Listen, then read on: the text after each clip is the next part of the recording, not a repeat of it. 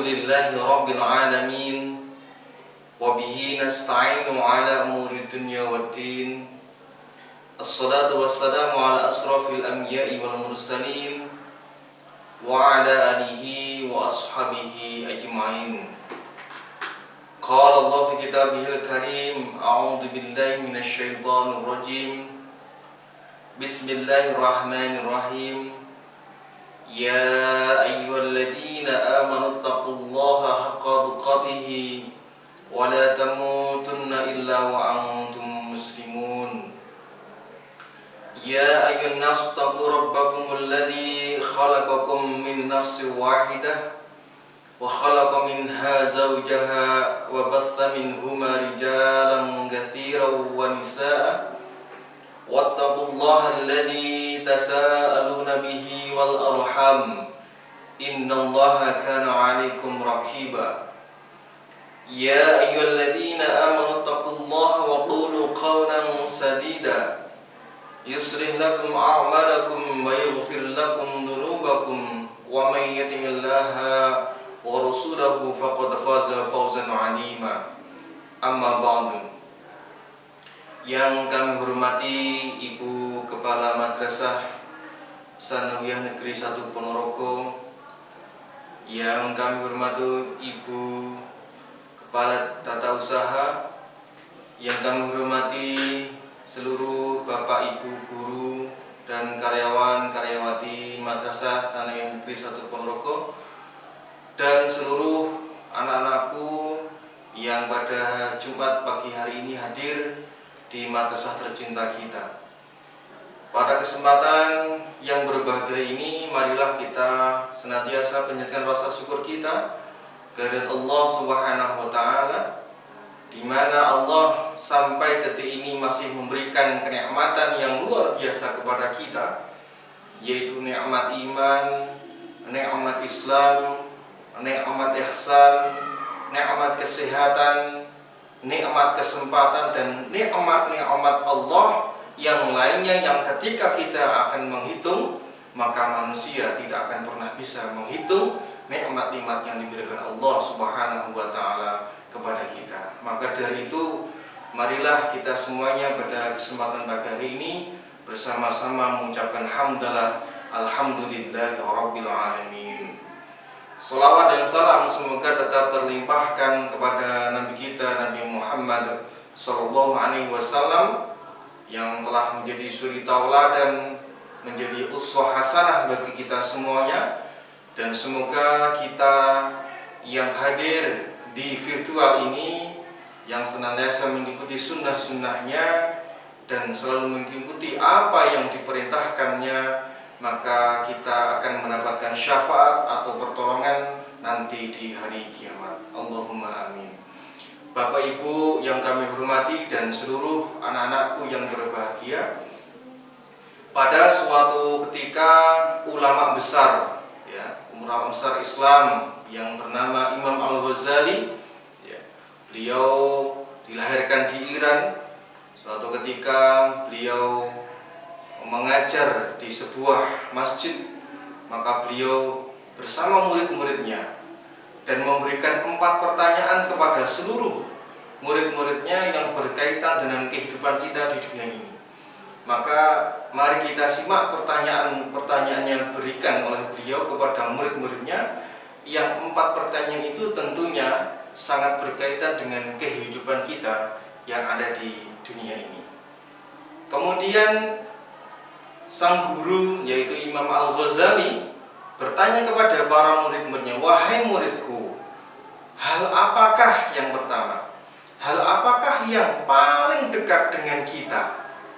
Maka anak-anak menjawab, ada yang mengacungkan tangan, "Yang paling dekat dengan kita adalah buku, karena di sebelahnya ada buku." Yang kedua mengacungkan tangannya, "Saya ya guru, yang paling dekat dengan saya adalah pensil, karena di dekatnya ada pensil."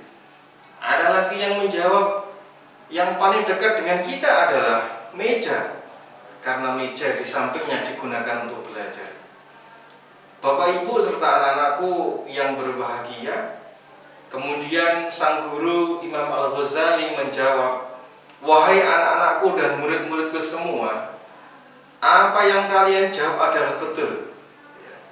Ada yang menjawab pulpen, pensil, meja, buku, semuanya benar. Tapi ketahuilah wahai anak-anakku semua, hal yang paling dekat dengan kita di dunia ini adalah kematian. Sekali lagi, kematian. Maka anak-anak menganggukkan kepalanya seraya mengiyakan apa yang disampaikan oleh gurunya. Bapak Ibu yang kami hormati dan seluruh anak-anakku yang berbahagia, di dalam Al-Quran surah Al-Isra ayat 63 disebutkan bahwa A'udzubillahi minasyaitonirrajim, kullu nafsin dha'iqatul maut. Setiap yang bernyawa pasti akan mengalami mati. Maka saya di sini, Bapak Ibu guru dan seluruh anak-anak yang hadir secara virtual pagi hari ini, kita semuanya pasti akan mengalami kematian. Yang menjadi pertanyaan adalah, kenapa kematian itu dirahasiakan oleh Allah Subhanahu wa taala? Karena Allah Subhanahu wa taala ingin mengetahui kepada seluruh makhluknya siapa di antara mereka yang paling baik amal solehnya. Maka ketika kita melihat 2 tahun yang lalu pandemi berada di dunia, bahkan masuk ke Kabupaten Ponorogo ini, tetangga-tetangga kita, saudara-saudara kita, mungkin bapak ibu kita yang terkena virus corona, beliau diambil oleh Allah Subhanahu wa taala. Maka insya Allah yang terkena virus itu semoga mereka semuanya husnul khotimah.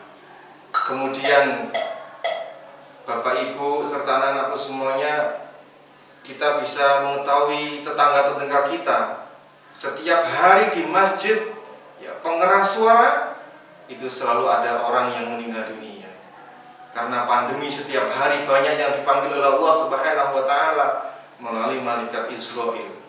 Maka kematian itu pasti akan ada di antara kita. Maka bersiap-siaplah Bapak Ibu serta anak-anakku semuanya, ajal atau maut itu tidak akan pernah melihat berapa usia kita, di mana rumah kita, kemudian kita dalam kondisi seperti apa, maka kematian itu pasti akan datang kepada kita. Maka baginda Rasulullah Muhammad SAW menyampaikan kepada kita, maka Rasulullah menyampaikan bahwa siapakah orang yang paling pandai di dunia ini? Maka beliau meneruskan, orang yang paling pandai di dunia ini adalah orang yang selalu mengingat-ingat mati dan bersiap-siap serta mengumpulkan bahan atau bekal untuk menghadapi kematian. Bapak Ibu yang dirahmati Allah Subhanahu wa taala serta anak-anakku yang berbahagia. Kemudian yang kedua, pertanyaan dari sang guru Imam Al-Ghazali kepada para muridnya, "Wahai anak-anakku, hal apakah yang paling besar di dunia ini?" Kemudian sang murid menjawab, "Guruku, yang paling besar di dunia ini adalah gunung." Kemudian di sebelahnya menjawab, "Yang paling besar di dunia ini adalah gajah." Yang sebelahnya lagi menjawab, "Yang paling besar di dunia adalah bukit." Maka seluruh anak-anak menjawab hampir sama. Ada yang gajah, ada yang bukit, ada yang hewan-hewan yang bertubuh besar disebutkan semua. Maka Imam Al-Ghazali menyampaikan kepada para murid, "Wahai anak-anakku yang kusayangi, semua yang engkau jawab itu betul. Tapi sesungguhnya ketahuilah anak-anakku, hal yang paling besar di dunia ini adalah memerangi hawa nafsu." Bapak Ibu yang dirahmati Allah Subhanahu wa taala serta anak-anakku yang saya cintai, kita ketahui bahwa hawa nafsu itu adalah sebuah keinginan yang dianugerahkan Allah Subhanahu wa taala, yang diberikan Allah Subhanahu wa taala kepada manusia. Maka bedanya manusia dengan malaikat adalah malaikat hanya sami'na wa ata'na, kepada Allah tidak diberikan hawa nafsu, sedangkan manusia diciptakan Allah dari saripati tanah, kemudian Allah memberikan kepada kita potensi, yaitu hawa nafsu itu. Maka hawa nafsu yang negatif itulah yang akan menyebabkan kebinasaan kita. Coba anak-anak yang ada di madrasah maupun yang sekarang nyimak di rumah, perhatikan, ketika anak-anak tidak bisa mengendalikan hawa nafsu, maka akan menjadi kehancuran untuk kehidupan kita.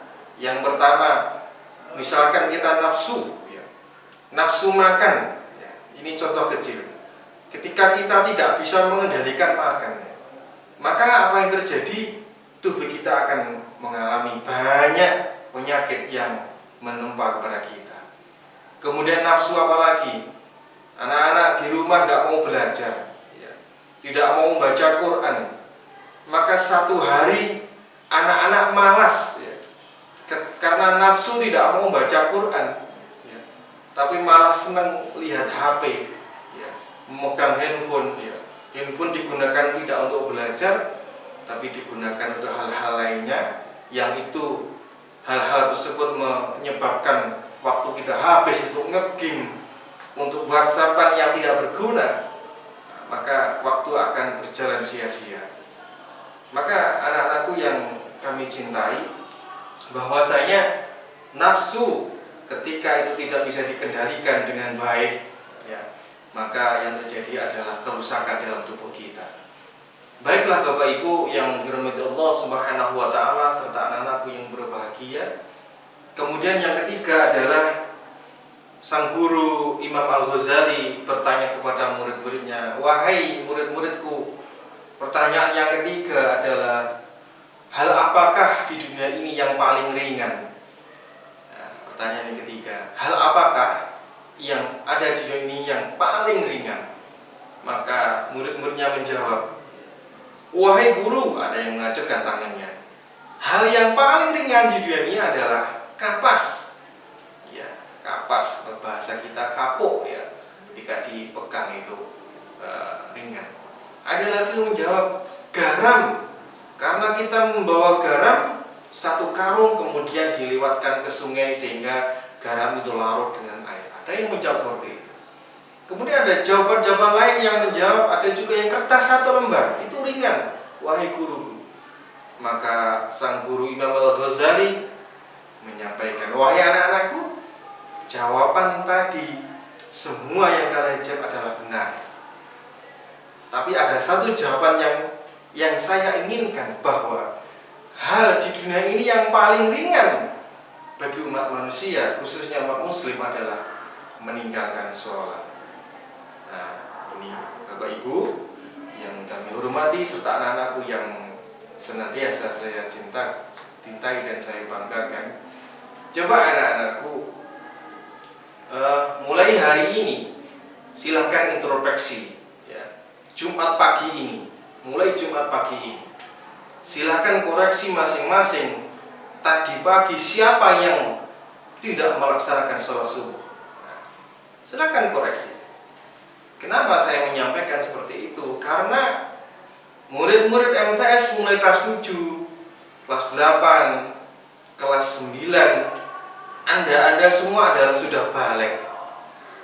Sudah balik. Artinya ketika sudah balik adalah sholat menjadi kewajiban masing-masing individu. Maka ketika tidak sholat sekali saja, misalkan subuh tadi anak-anak ada salah satu atau lebih dari 2, Anda semua tidak sholat subuh, maka Anda sudah terkena dosa. Maka saya berharap di kesempatan hari ini menyampaikan kepada seluruh anak-anakku kelas 7, kelas 8, kelas 9, marilah perbaiki sholat. Janganlah sholat kita bolong-bolong. Misalkan anak-anak yang putri, misalkan memang ada halangan, silahkan tidak sholat. Tapi jangan sampai ketika sudah selesai halangannya, kemudian anak putri tidak sholat. Ini dosa, dosa. Maka putra dan putri mulai hari ini silakan bermuhasabah, mengevaluasi diri. Apakah sholatnya masih bolong-bolong? Kalau ada di antara panjenengan semuanya kelas 7, 8, 9, sholatnya sudah tertib, tidak pernah bolong, pertanyaan kedua, yang laki-laki berjamaah atau tidak?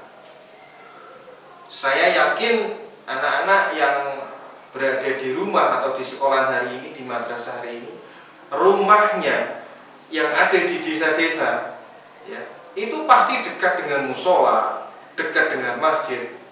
Nggak mungkin rumahnya itu jauh dari masjid musola. Sekarang musola masjid banyak. Ya, pertanyaannya tinggal bagaimana, ya, anak-anak di rumah mau memaksa diri untuk selalu menjaga sholat berjamaah. Ya, apalagi yang laki-laki, silahkan ya di desa masing-masing ya berfastabiqul khairat, berlomba-lomba dalam kebaikan. Ketika menjelang azan tiba, maka anak putra adalah yang azan. Ya, ini luar biasa. Maka anak-anakku yang saya banggakan, sholat itu adalah satu amalan yang nanti yang pertama kali akan ditanyakan oleh Allah Subhanahu wa ta'ala. Bagaimana sholat kamu? Ketika sudah sholat, apakah kamu berjamaah? Nah, ini mari ya, yang putra khususnya saya tekankan untuk berjamaah. Kemudian yang putri, silahkan kalau ingin berjamaah di masjid musola, yang penting bisa menjaga adab-adab ya ketika berada di masjid musola. Misalkan yang putri tidak boleh pakai pewangian, tidak boleh memakai perhiasan yang berlebihan sehingga menimbulkan fitnah. Ketika ingin jamaah, saya persilahkan untuk yang putri berjamaah. Jika di rumah, ya silahkan sholat di rumah, tidak usah diolor-olor, tidak usah ditunda-tunda. Ketika waktunya sholat, silahkan sholat, karena sholat itu adalah kebutuhan masing-masing. Yang terakhir, yang keempat, Imam Al-Ghazali, seorang guru, seorang ulama besar, menyampaikan kepada murid-muridnya, "Hai wah anak-anakku, hal apakah di dunia ini yang paling berat?" Maka anak-anak atau murid-murid menjawab, "Wahai guruku, yang paling berat di dunia adalah besi." Wah, luar biasa jawabannya. Kemudian teman sebelahnya, "Ya guruku, yang paling berat di dunia ini adalah baja." Ada lagi yang ketiga, "Wahai guruku, yang paling berat di dunia adalah batu besar yang ada di gunung." Maka sang guru Imam Al-Ghazali menyampaikan kepada anak-anaknya dan kepada seluruh murid-muridnya, "Wahai anak-anakku, murid-muridku, yang kau jawab semuanya adalah benar. Tapi sebenarnya hal di dunia ini yang paling berat adalah menjaga amanah." Bapak Ibu yang dirahmati Allah Subhanahu wa ta'ala dan seluruh anak-anakku yang berbahagia, amanah itu dari Allah Subhanahu wa ta'ala. Di negara kita ada seorang presiden, ada di bawahnya ada gubernur, ada bupati, ada pak camat, kepala desa, RW, RT, bahkan sampai kepala rumah tangga. Maka semua itu amanah-amanah itu akan dimintai pertanggungjawaban. Maka pada forum ini kami akan menyampaikan bahwa setiap diri kita, termasuk anak-anak yang ada di hadir di acara virtual hari ini, setiap diri kita akan dimintai pertanggungjawaban oleh Allah Subhanahu wa ta'ala. Untuk apa kita hidup di dunia ini? Usia kita habiskan untuk apa? Apakah dalam satu hari, misalkan kita pernah meninggalkan sholat, dalam satu hari kita tidak pernah baca Al-Quran, dalam satu hari pernah kita membentak orang tua kita, dalam satu hari kita pernah berbohong kepada teman kita, maka lingkaran 1 kali 24 jam itu ya akan senantiasa ada malaikat raqib di tangan kanan kita dan malaikat atid di tangan kiri kita yang akan selalu mencatat amal apa yang kita lakukan dalam satu hari itu. Maka Bapak Ibu yang kami hormati dan seluruh anak-anakku yang berbahagia, Allah Subhanahu wa ta'ala memberikan waktu yang sama kepada kita. Saya diberikan Allah 1 hari 24 jam. Anak-anakku yang ada di madrasah, di rumah, diberi waktu sama, yaitu 24 jam. Pertanyaannya adalah 24 jam yang Allah berikan kepada saya, kepada Bapak Ibu guru, seluruh anak-anakku itu beda ya, kualitasnya ya, di sisi Allah Subhanahu wa Ta'ala. Ya. Ada yang sholatnya 5 waktu tertib tapi tidak jamaah ya. Ada yang sholatnya 5 waktu tertib berjamaah, itu beda nilainya ya. Saya sampaikan sering kepada anak-anak, coba anak-anak itu lihat ya, Al-Quran itu dalam satu juz ada berapa lembar ya, ada berapa lembar. Maka ketika kita lihat ada 8-10 lembar. Kita satu hari sholat 5 kali, subuh, zuhur, asar, maghrib, isya. Coba anak-anak di rumah, setiap habis sholat kita ngaji 2 lembar. Saya minta 2 lembar saja. Kalau 2 lembar kita baca paling pol 15 menit kita ngaji. 10-15 menit 2 lembar. Berarti kalau subuh 2 lembar, zuhur 2 lembar, asar 2 lembar, maghrib 2 lembar, isya 2 lembar, maka 5 kali 2 adalah 10 lembar. Maka kalau 10 lembar dalam satu hari, ternyata kita satu hari 1 juz. Ini matematika kita. Kalau ini istiqomah satu hari 1 juz, 1 bulan adalah 30 juz. Maka 1 bulan adalah 1 kali khatam. 1 tahun maka terjadi 12 kali khatam. Luar biasa. Maka Al-Quran yang kita baca itu akan menjadi syafaat, menjadi penolong kita ketika tiada penolong di hari akhir kecuali amal soleh kita. Yang masih iqra bagaimana Pak? Ya silahkan yang masih iqra terus belajar di rumah dibaca. Jangan sampai yang masih iqra malah minder, Pak saya masih iqra, saya belum bisa ngaji. Nah ini menyebabkan syaitan masuk ke dalam dada kita, ke telinga kita membisikkan kamu tidak usah ngaji. Ini berbahaya. Maka yang hari ini anak-anak yang ikut matrikulasi ya terhadap bapak ibu guru yang masuk ya seminggu 3 kali itu silahkan di sekolah ngaji, di madrasah ngaji, di rumah juga ngaji. Ya. Insya Allah kalau 4 hal ini kita pahami dengan baik, maka kehidupan kita akan diselamatkan oleh Allah Subhanahu wa Ta'ala. Demikian Bapak Ibu yang bisa kami sampaikan pada kesempatan hari ini. Dan anak-anakku yang hari ini hadir, semoga semua yang ada di lingkungan madrasah kita ini senantiasa diberikan umur yang panjang, diberikan ilmu yang bermanfaat, diberikan rezeki yang berkah, dan semua kita akan dikumpulkan bersama-sama di surganya Allah Subhanahu wa Ta'ala. Amin amin ya rabbal alamin. Fastabiqul khairat. Assalamualaikum warahmatullahi wabarakatuh.